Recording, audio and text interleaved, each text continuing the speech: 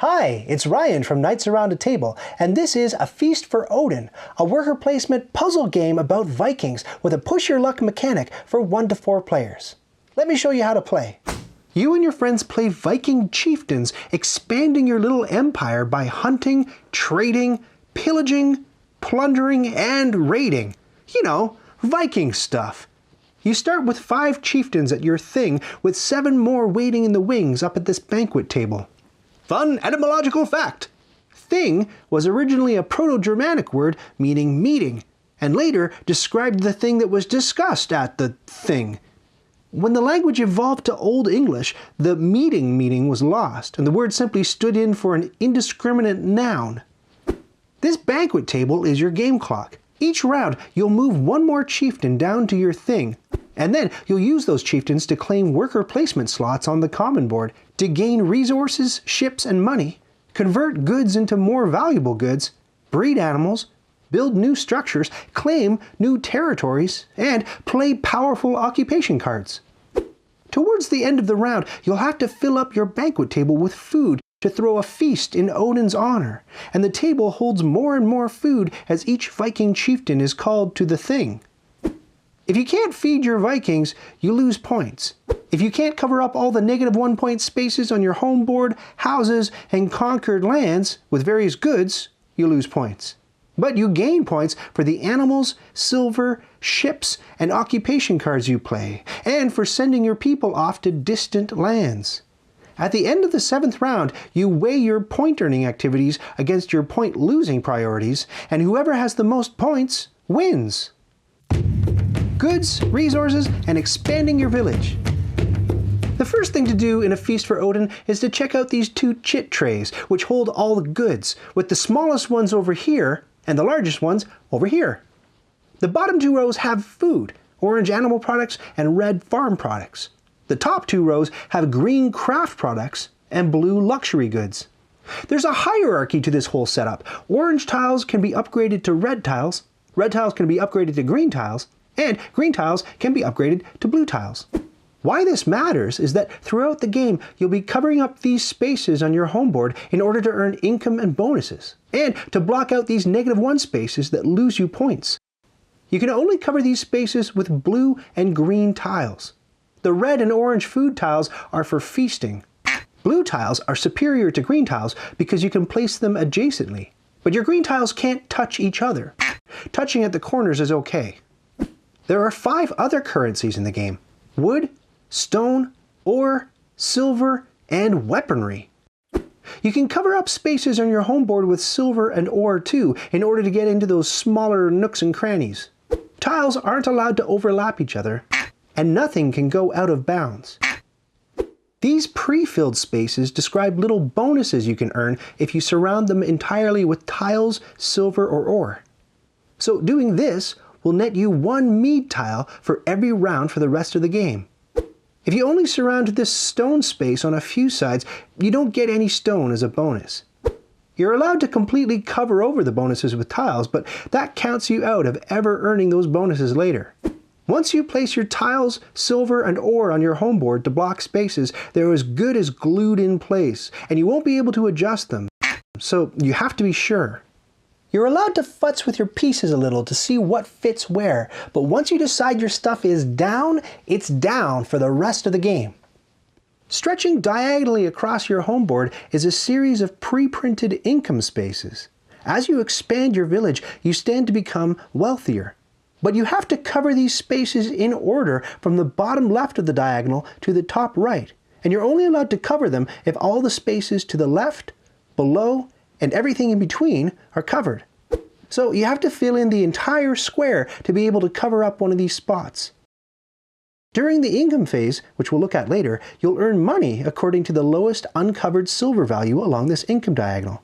So if your board looked like this space is the lowest uncovered income space. So every round, you'd earn 1 silver as income. When you're figuring out which squares are filled for earning income, squares with bonuses printed on them count as filled. You're not required to fill your home board from the bottom left to the top right. You could start laying tiles way up here in the northern forests. But because of this income mechanic, the game encourages you to mess around down here to earn the money you'll need to clear out the wilds.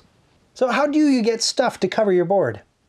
You do it by placing your Vikings on these worker placement spaces on the main board. That's the main thrust of the game, but we need to do a few things, the indiscriminate nows, not the meetings, before we start taking actions. Round anatomy. Each of the 7 rounds is split into these 12 phases, which seems like a lot of stuff, but these are more like round maintenance steps, so it all goes pretty quickly. First, you take a Viking from the feast table and move it down to the thing, the meeting place, not the indiscriminate noun. That Viking uncovers the space that says 1, so this is round 1. Next, you earn tiles at harvest. Not every round has a harvest. You have to look at the orange space beneath the current round. If there are 1 or more little bags with numbers on them, everyone gets some freebie tiles. The little bag with a 1 on it means that everyone gets the orange goods with a 1 printed on them: peas, beans, and flax. The 1 to 2 bags in round 2 mean you get every tile with a 1 or a 2 on it, so peas, beans, flax, and grain. In round 4, you get peas, beans, flax, grain, and cabbage. And in the penultimate round, you get all of that stuff plus a fruits tile. If there's a slash beneath the round number, that means there's no harvest payout this round. Any of the tiles and resources you earn can just hang out next to your home board while you decide what to do with them. You start the game with 1 starter occupation card and 1 of each weapon type, except the sword, along with a tiny little mead tile. Phase 3 has you maintaining these various lands that Vikings may be interested in conquering.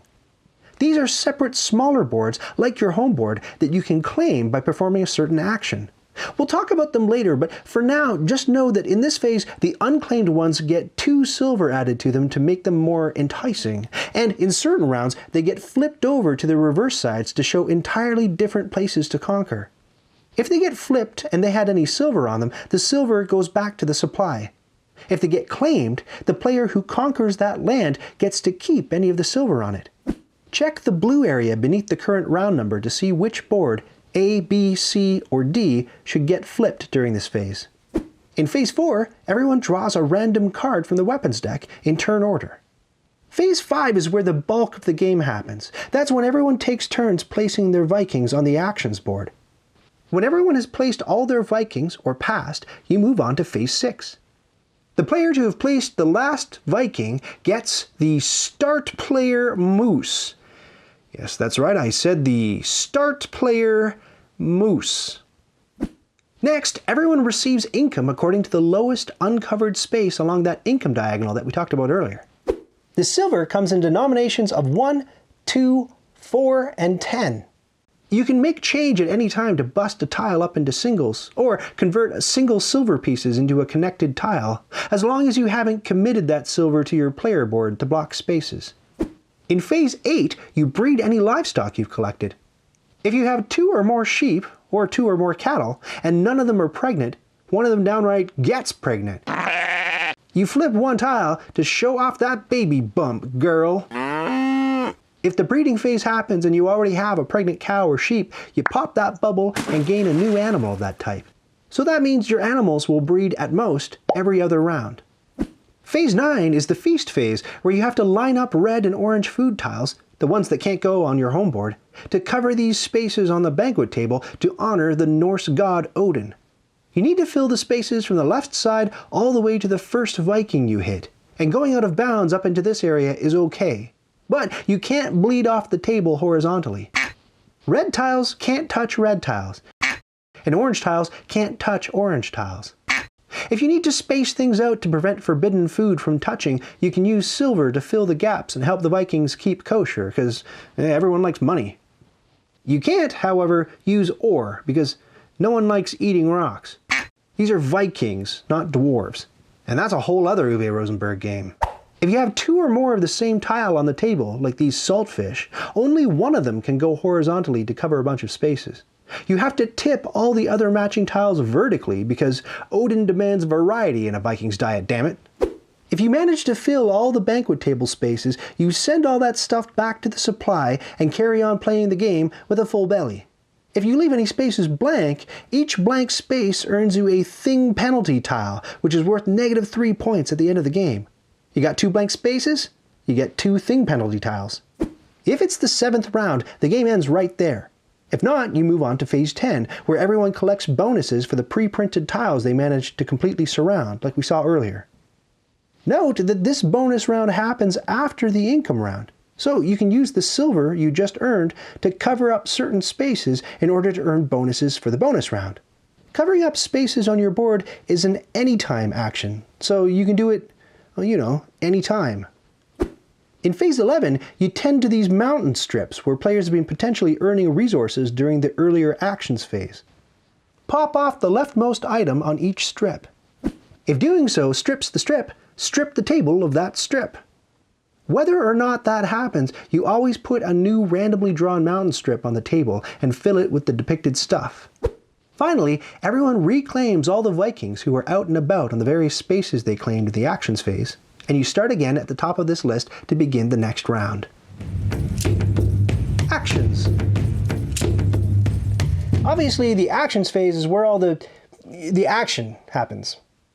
In turn order, starting with the player who has the start player moose, that's right, the start player moose, you take turns placing one or more of your Vikings on spaces on the actions board. You can pass on your turn even if you have Vikings left to place, but you're out for the rest of the phase. The phase ends when everyone has passed or everyone's out of Vikings to place.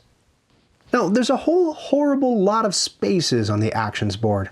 It's really overwhelming, but don't freak out. We're going to tackle these one by one. But first, here are some general rules about the board.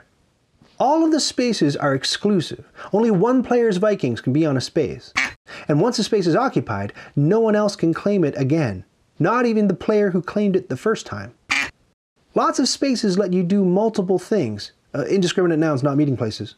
But you don't have to do all those things to take the space. Maybe you just want to block a space to keep an opponent from using it. If that's the case, you have to perform at least one of the actions on the space to be able to place there. So here, you could pay a silver, but not take the tile, for example. And no, wise guy, that doesn't work in reverse. You wouldn't be able to take the tile and not pay the silver. The spaces in the first column require 1 Viking. In the second column, you need to place 2 Vikings. The third column spaces take 3 Vikings, and the fourth column spaces require 4. If you place Vikings in any of the third column spaces, you get to draw a random occupation card. And if you mess around in the expensive column, you get to play an occupation card before performing that space's action. We'll look at occupation cards a little later on. The actions are roughly grouped into similar abilities by row. Build houses, build ships, go hunting, buy livestock, go grocery shopping, make products, mostly from your livestock, craft certain things into certain other things, indiscriminate nouns, not meeting places, strip mine the mountains for resources and upgrade your tiles, go raiding, pillaging, and plundering and conquer foreign islands, get or play occupation cards, and ship your people off to other places for big points. Whenever you see a hand holding a purse, that means you pay the depicted amount of silver. If you see an arrow, that means you pay the resources on the left to get whatever's on the right. Let's not tackle these from the top down. We'll go in an order that introduces the game mechanics bit by bit. Okay, the yellow section. Place 1 Viking here to choose one of these mountain strips and take the 2 leftmost resources from it. The resources get more valuable as you move to the right along the strip, so it's a bit of a game of chicken with your opponents. Maybe let them clear out the trees and the rubble first, exposing the more valuable ore and silver to you at the top of the mountain. This spot costs 2 Vikings and gets you as many wood tokens from the supply as there are players in the game, along with an ore. Here, you place 3 Vikings to choose 2 different mountain strips. Take the 3 leftmost resources from one of them, and the 2 leftmost resources from another. If there aren't even that many resources left on a strip, you take what you can, but you can't mix and match. It's up to 2 resources from one strip, and up to 3 resources from another.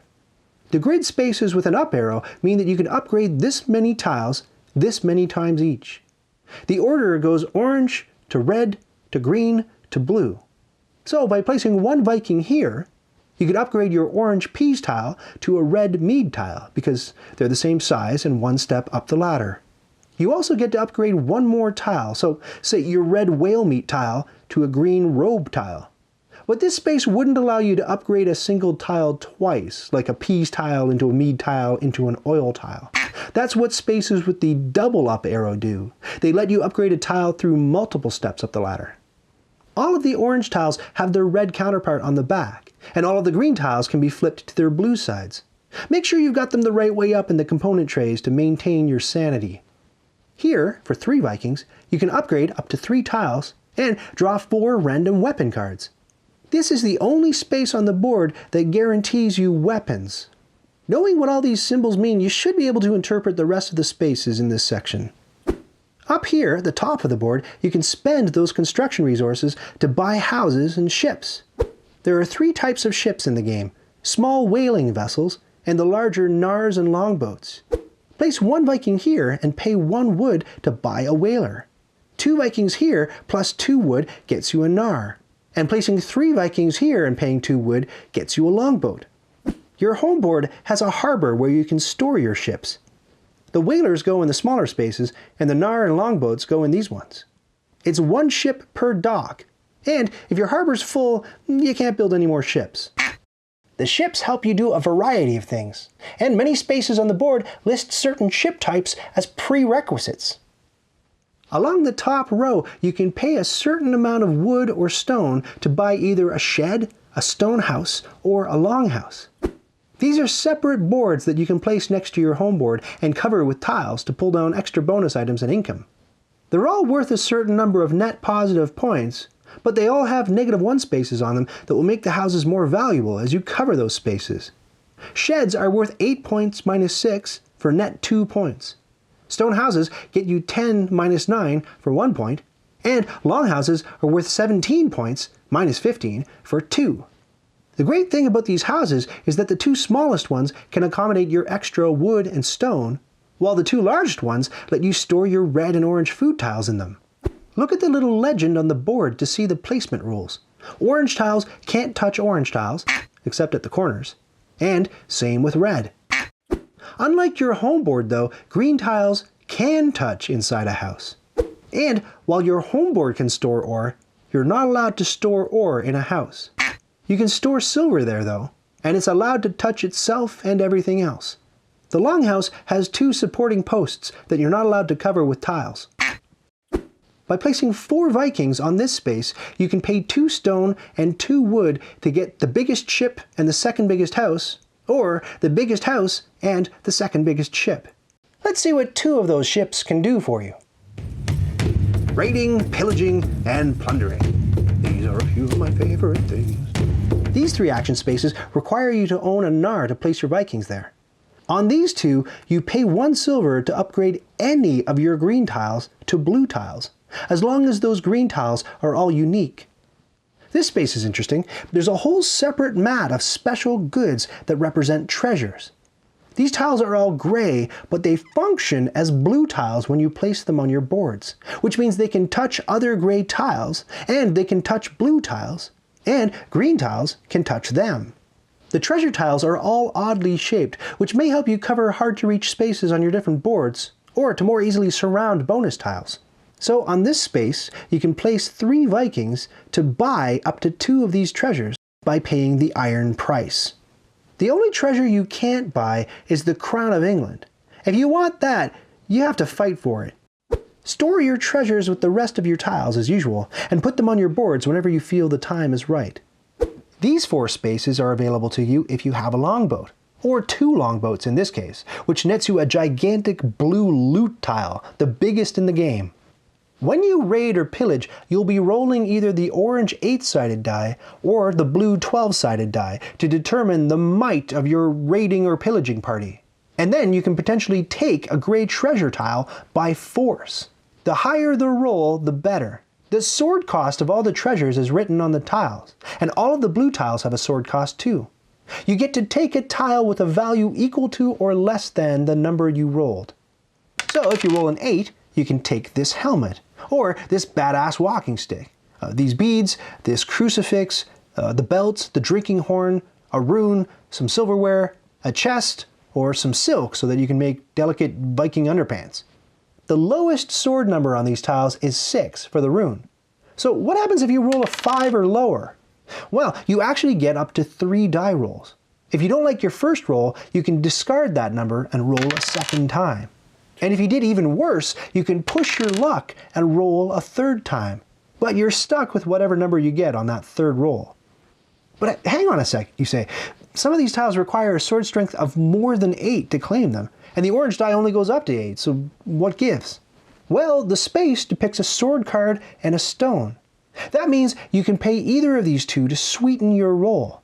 For every sword card or stone you pay, you can ratchet up your roll by 1.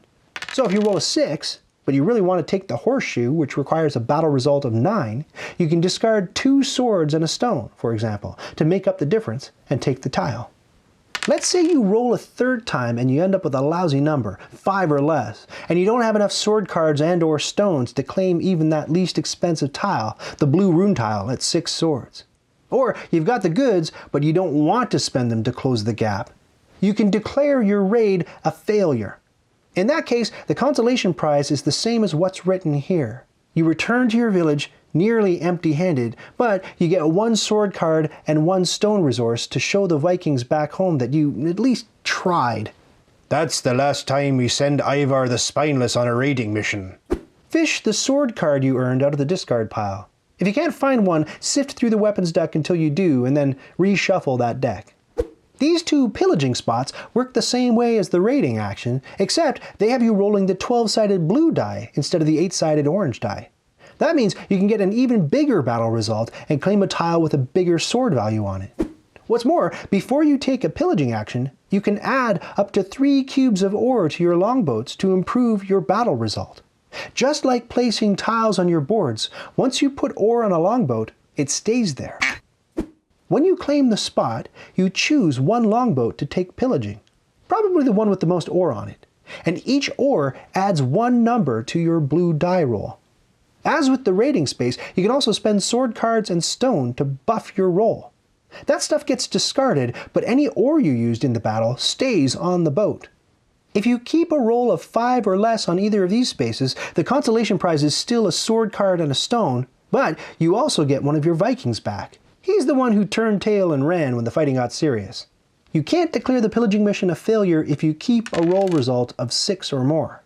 The only other thing to know about these spaces is that when you raid, any ore on your longboat doesn't increase your battle result number. Hunting. Many of the hunting spaces work the same as raiding and pillaging. This area shows which die you're supposed to roll, orange or blue. This is what you get if you're successful. This is what you can use to modify the roll result. These spots get you Vikings back if you declare the hunt a failure. And these whaling spots require you to have a whaling boat before you can use them. You need 1 or more whaling vessels to hunt whales here, and you can only go hunting with a single whaling boat here. The difference is that the number you roll represents the hit points, or the life force of the animal you're hunting, and you're trying to stab that number down to 0. Only if you get the result down to 0 can you declare the hunt successful. So here, you place 2 Vikings and roll the orange die to hunt game. You roll a 7, which is way too high. So you take your second of a possible 3 rolls and you get a 1. Well, that's more manageable. In order to reduce that 1 to a 0, you can pay a bow and arrow card to shoot it some more, or a wood resource to smack it about the head with a stick and whittle the animal's health down to 0. You earn a hide and a game meat tile for your efforts. Fun fact, Uwe Rosenberg games are not vegan friendly. Here, you place 3 Vikings to go whaling. You need to own at least 1 whaling vessel as a prerequisite, but you can bring up to 3 whalers if you've got them.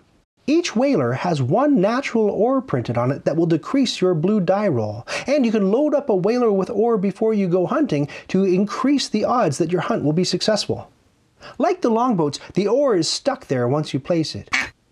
You can spend spear cards and wood to chip away at whatever number you roll. If your combined roll and the ore on your ship make the number go below 0, it's still 0. You don't get any bonuses for Viking Berserker overkill. If you're successful, you get the oil, skin and bones, and whale meat tiles. If you keep a roll that's still above 0 and you're not able to, or you're unwilling to chip that number down to 0, you can declare the hunt a failure. The animal limps away and you get whatever's listed here as a consolation prize. You're not allowed to declare a hunt or a pillage or a raid a failure if it isn't a failure.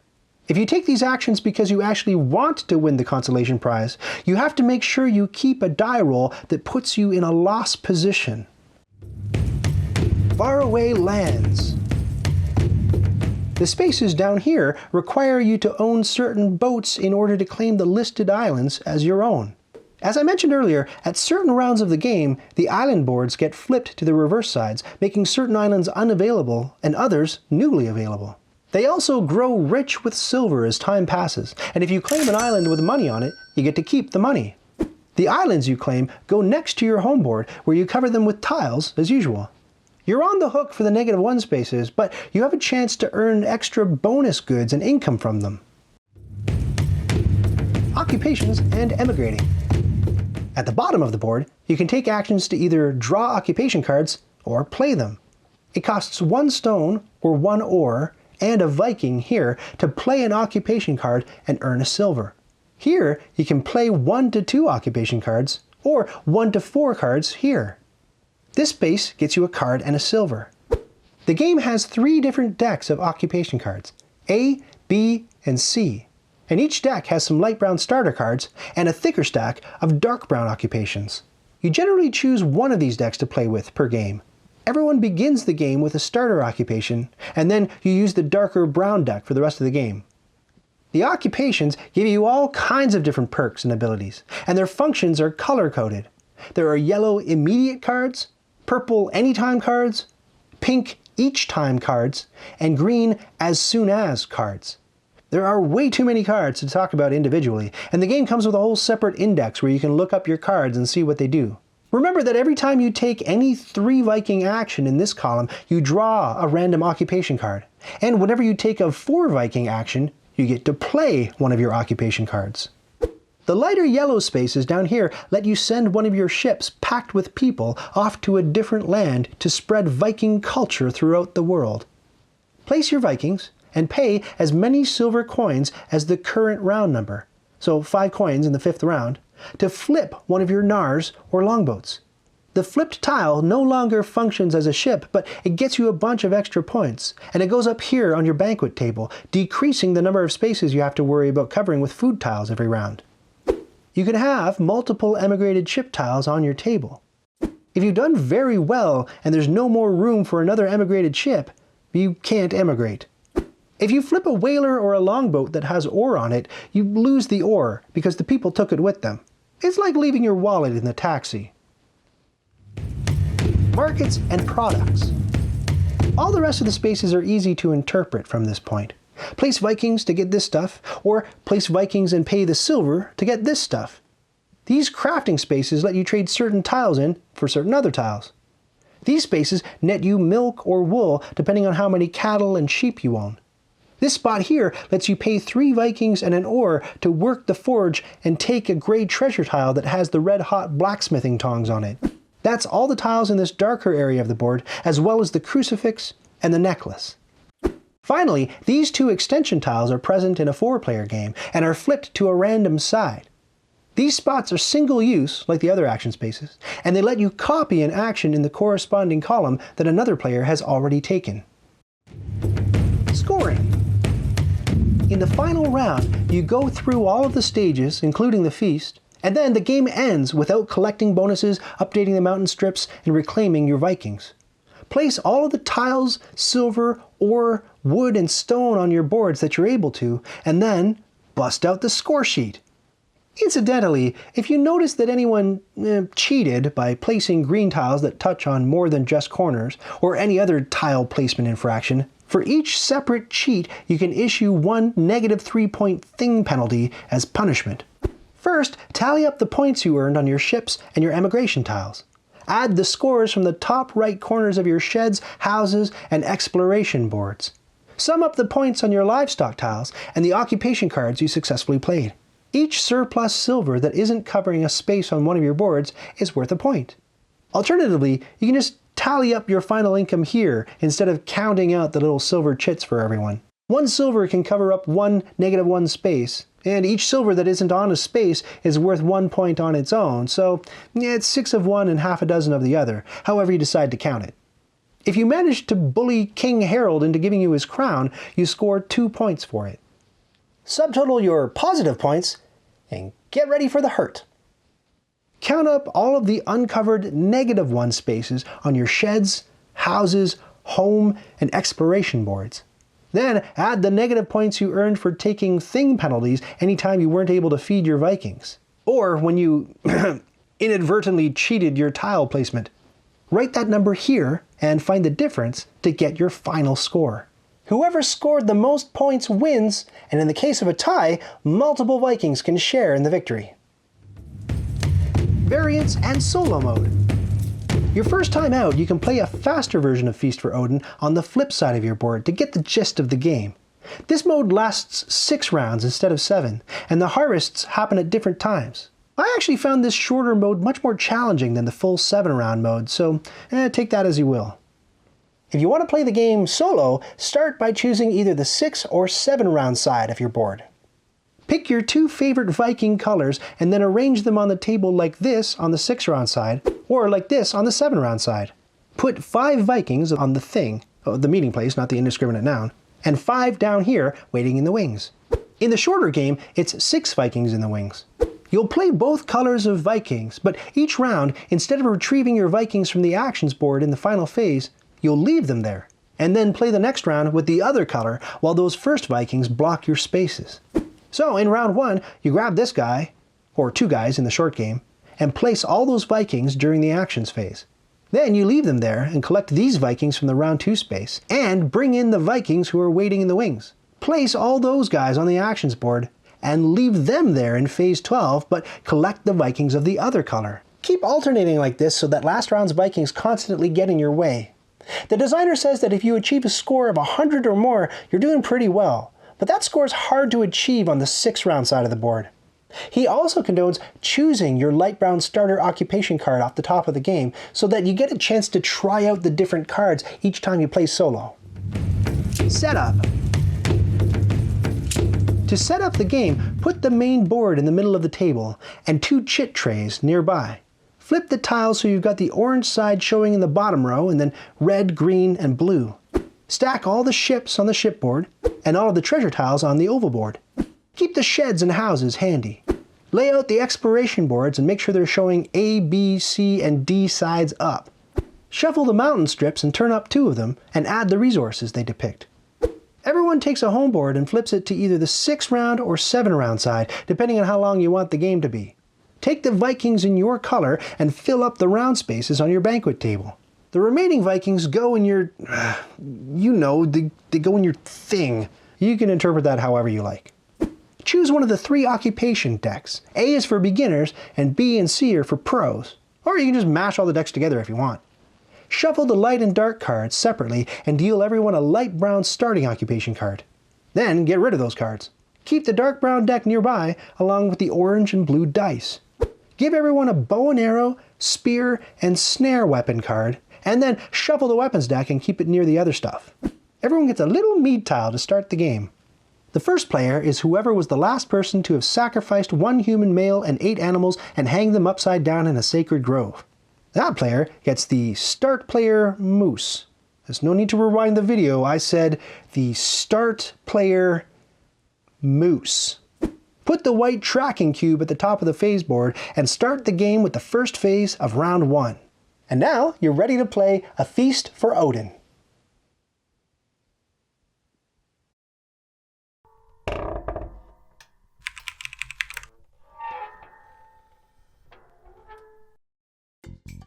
Did you just watch that whole thing? Oh, hey!